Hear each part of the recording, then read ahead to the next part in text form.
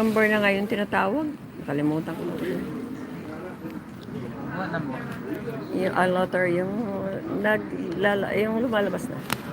Oh, yung halas na tumawag. Yun lang yun, hindi pa tumawag. Pangalawa na yun, di ba? I think last, 7. Number 7. Oh, lagay 7. Yeah. Tapos yung... So, ano man ang alphabet, no? Yeah. Anong alphabet? Kasi tinatawag niya sa alphabet.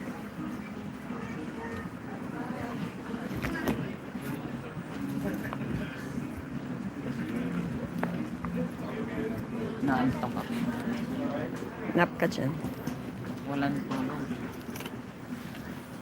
Tulog na lang sa biyahe. Tapos yung barko, siguro inaano nila, inaayos, dinidiretso yung top park.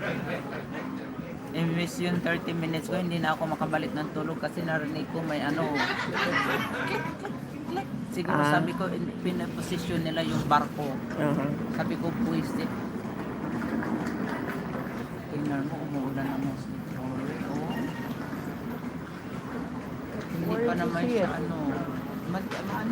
maulap. Ay, oo, ang ano. Tingnan mo nga, ang dilim. That's right. Ang dilim.